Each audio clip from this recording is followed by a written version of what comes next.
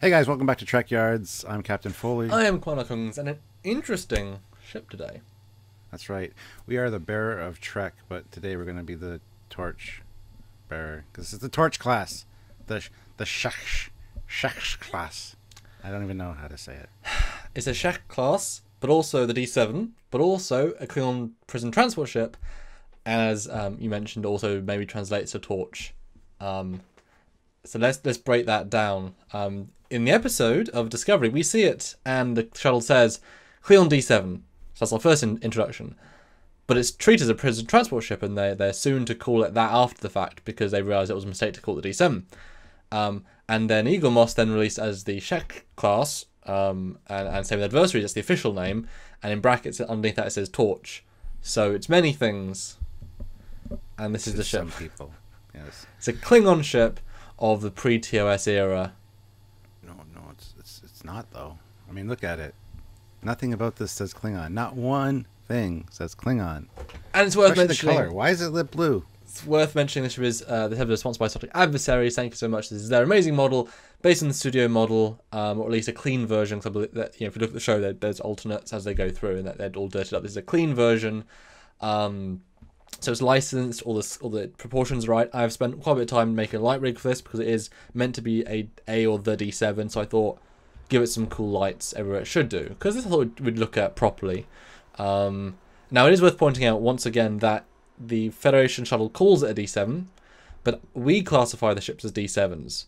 So as a human designation, they never mention, Gowron never says, we'll send a D7. You know what I mean? And even if they did, that was a translation to English, so it's not necessarily what it means. And D7s, I guess, could mean alternate things in different parts of the era. It was a reference that was poor. So It's like the Camaro. There's a Z28. All that is an internal code for Chevys, yes, for that body style and that engine type. It's just an internal code. So D7. There you go. Yeah. Yeah. But then 10 years later, a different ship's called D7. So take it as you will. Yeah. So it's a ship. It is. It is a ship. It looks like a luxury liner, especially with the blue lighting, or some kind of even smaller fighter craft. You know, it doesn't seem like. Now, obviously, we're here just to present the information and show you the renders. These are the first time we're seeing these renders. This will be, I think, quite a short episode because as it's plainly not a very Klingon-looking ship. But let's talk scale. In the show, we do see it in every major battle, but at a distance and in contact with other Klingon ships. But the official scale has been released by Eagle Moss. So what would you say is the scale of this D7/prison transport / Sech class warship of the fleet pre-TOS, but in a time when the Constitution class did exist?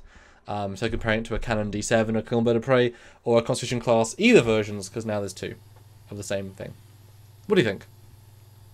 Well, there's nothing to reference scale here, so that's really difficult. I remember seeing it from the shuttle. It was pretty big. But the shuttle's teeny, so... I know, right? But, I mean, and the sarcophagus ship is huge. We know that.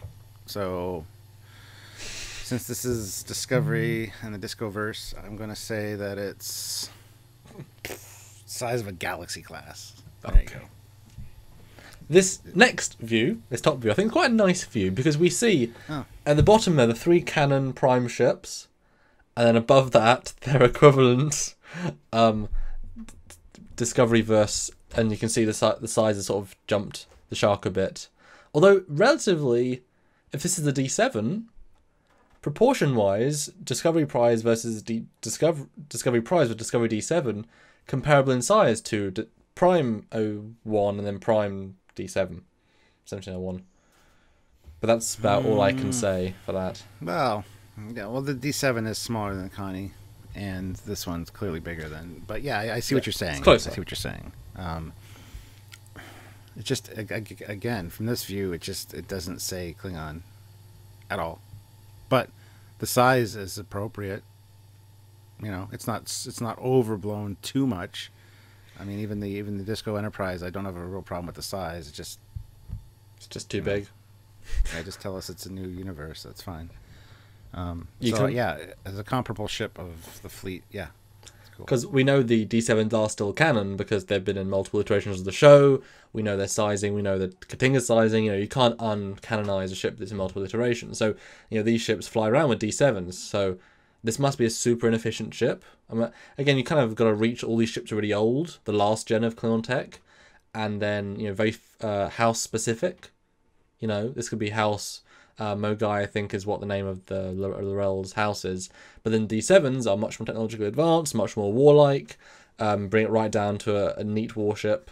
But it'd be interesting to see these things fly next to each other because they're both in the same fleet at the same time, roughly. The Sect class would still be in service at the time the D7s are around, so... Yeah. Now, as we always talk about, size charts are one thing. From the top, but if you go to the side, it usually changes perspective. So let's take a look at that and see how this stacks up. Oh my god! No, I've never seen this view of the ship before, so that's interesting. Oh, that's one word for it. Yeah. I also threw in a Vorchar there just to show what the premier warship of 120 years later looks like. The absolute pinnacle of Klingon technology.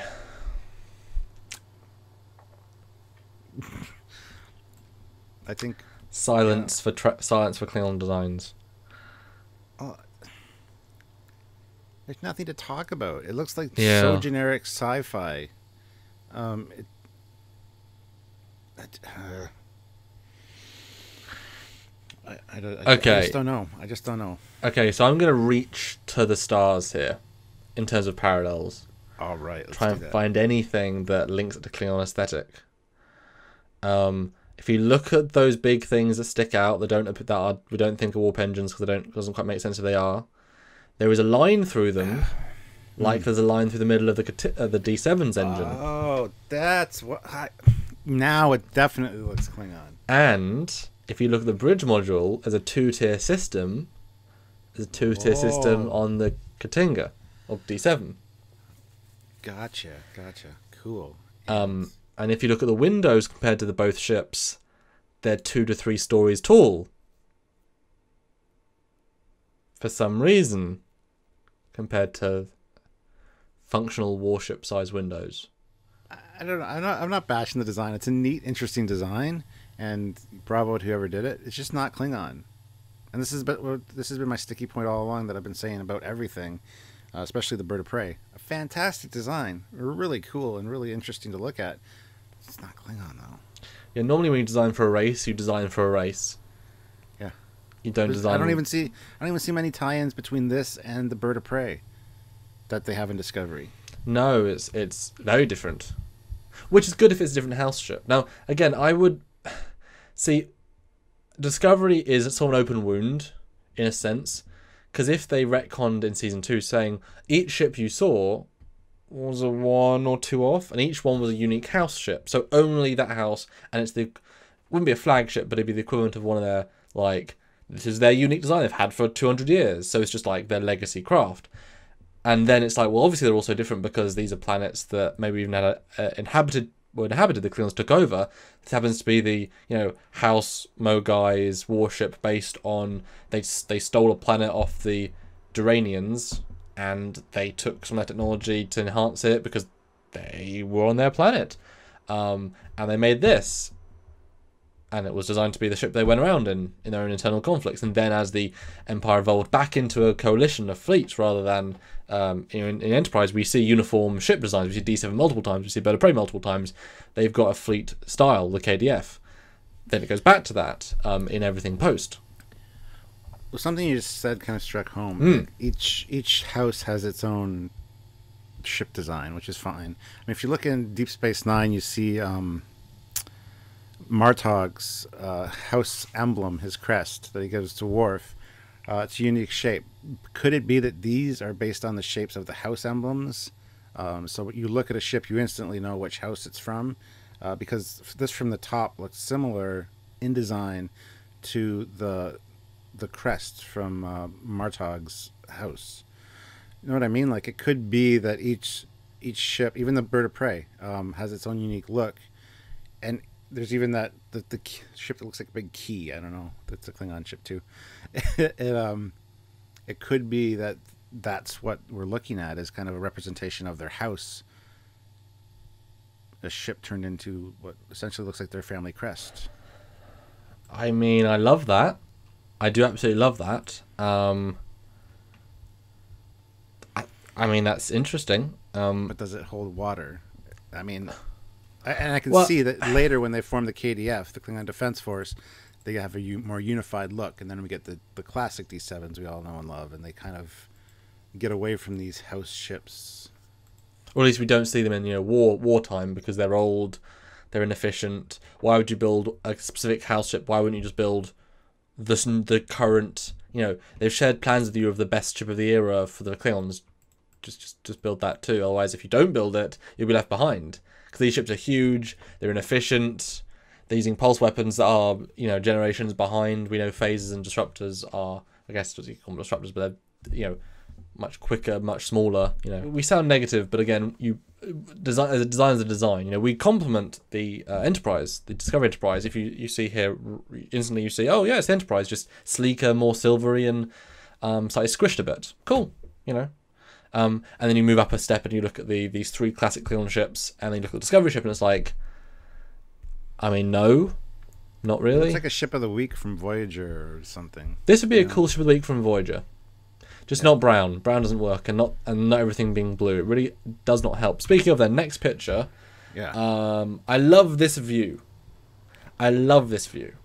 I was going to say the exact same thing. Again, and this carries over the bird motif that we've seen. Even talking about the sarcophagus ship and the bird of prey, it's got the feather-like streaks behind it, especially around the engines. And this rear end says more Romulan to me again. Yeah. Or Star Wars, because of those three engines. It seems very un-Trek-like. Babylon 5 has a design exactly those engines. Really? The non-cruiser, we already looked at it, the three big engines, almost identical. But as a design, this is a wonderful view, because it also doesn't show off the bottom bits. They're a bit weird. But straight away I'm thinking, well, it needs to have the little windows over the hull. It's missing those, because it doesn't help with the scale of the ship. And why is everything blue? What does that mean? It's sad that they called it a Klingon ship. It's like, I'm not a Klingon ship, obviously. I'm sad now, so I'm blue. No. Yes.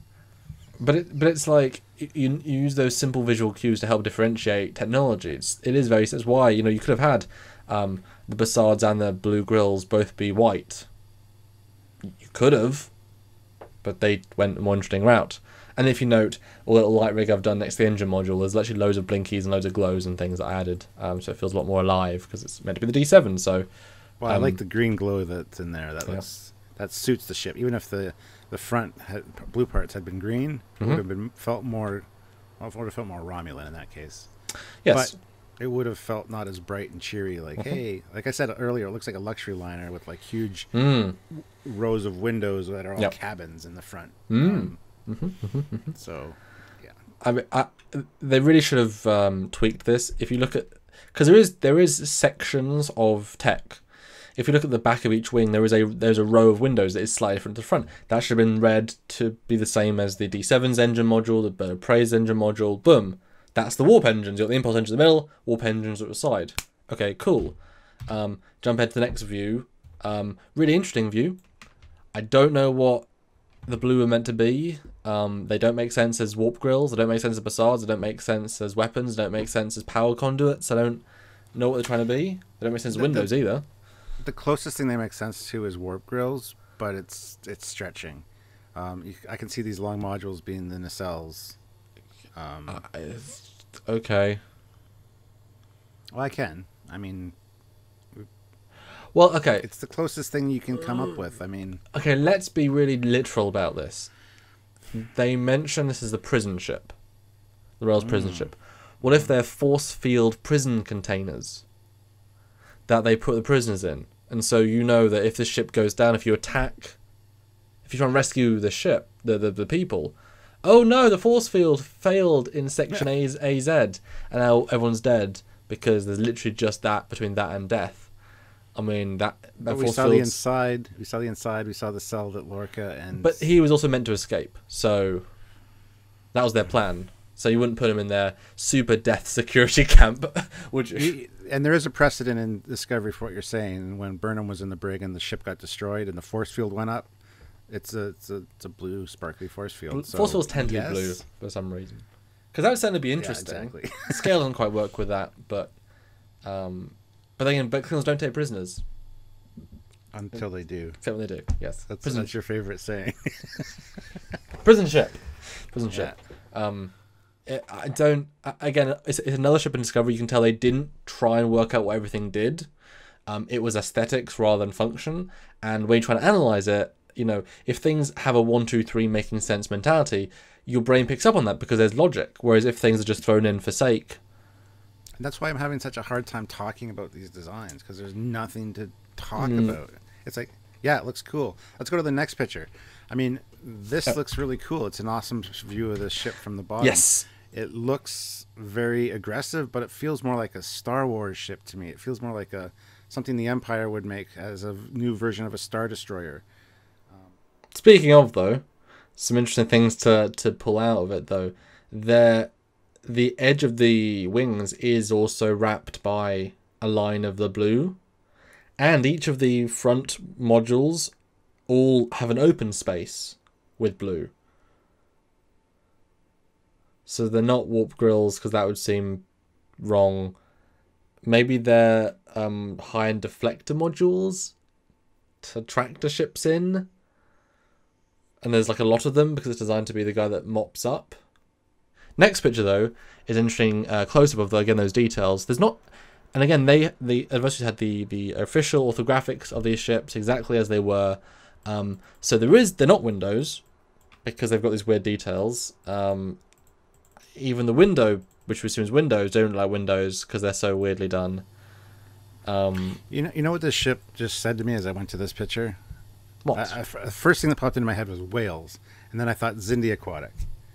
Can you imagine if all it was water? I mean, yeah, actually, it's not too bad. It's not as elegant. It's not as elegant or sleek or well designed as the Zindi ships, but it's it could be a predecessor of the Zindi Aquatic ship, which is beautiful design by John Eaves, gorgeous. It needs windows. It needs a lot. Klingon ships don't have any windows, but it has some windows. They have a few windows. They have a few windows. They don't go out of their way to have windows, but they do have windows. In like functional placement rather than whatever. And their bridges here, like the sarcophagus ship bridge, and this one seems so open concept and huge. If that is the bridge on top, it's odd. I mean, yeah, I don't know. But I have a special treat for you, Stuart. Before we go, yes, this next picture is a released image of the original, or at least one of the original 3D models by Pixelmondo, which is the company that does the VFX. And this is the high-res geometry version. Although you can see that it hasn't got a bridge module, and some of the details are different. But it gives indication of those bits that we thought might be windows actually have physical geometry there. More like hull, like skin, armor, plating, looking more reminiscent of the forehead ridges and of the Klingon bird of prey. And obviously without color. So how does this one look? The real high-res geometry version. Seriously, a Voyager ship of the week, another race. That's awesome. This is a great ship for that, and it's a fantastic design. Whoever designed it did a good job. It's the context in which it's used is just wrong, in my opinion. Now you can tell they weren't given any instruction to look at previous Klingon ships and design anything similar. But no, if you recolored this to have armor to be more greeny grey, with red detailing, red wings at the bottom, maybe windows inside elements. I mean, you could turn this into a weird looking, maybe fuel ship with dedicated fuel bays, Klingon ship. Yeah. Or add a small boom and a head section to the front, and some of the cells to the wingtips, and you've got a very cool looking Klingon ship. Yeah, very intricate, very elegant, very a lot of cannons. Lot of disruptors. Yeah. Exactly. And it would look still like Klingon. You take those Klingon-esque elements away, which you've seen in all ships, the Negvar, the Vorcha, it's something that makes the ship a Klingon ship. You take those away, which they've kind of done here, and you got something that looks cool, but looks so generic. But that's the full high-res geometry. Back to the Adrosi's model, and you can see the bridge module is back, and slightly different detailing, but who knows at what point the production line this ship was, because they changed them throughout the show. As I said before, Discovery is the great missed opportunity, but hopefully they have season 2 to fix it. So we are still hopeful. Until then, enjoy the Sech class, or D7, or torch ship. Hey, maybe all these balloon glow elements are literally just torches. Maybe it's designed to go into a battlefield and just project light everywhere. It's like the emergency, support vehicle that has lots of floodlighting. That's brilliant. What do you guys think? Let us know in the comments down below. As always, like the video because that helps out. Subscribe, and don't forget to share the video around wherever you can, and just spread the word. I mean, if you're a fan of Discovery, you probably didn't like this too much because we're a little negative, and we apologize. But we do point out the good and the bad, and we're trying to find both of those in here. So, anyways, share it around, and let's spread the word. Cool. And if you want to support this thing directly, this thing being the Trekyards Revolution, bringing new renders, new things, discussions, and just thoughts on all things Trek from different parts of the universe. You can support us directly by Patreon, monthly donation scheme. You support us, and we support you by cool things. Any amount is amazing, $1, $5, $10, each and every month. You won't notice it, but it'll make a difference to us. Or a one-time donation at trekyards.com. You find the donate button, you give, goes into our joint account. We're doing business expenses and other cool things. Or you can join our multiple weekly super chats where we look at multiple things in Trek, talk to you guys, and you get to talk to us. For a small amount of money, you can support the show in a one-off, and those do amazingly well to keep this channel going. It's cool. That's right. So until next time, guys, I'm Captain Foley. I am Commander Holmes. See you soon.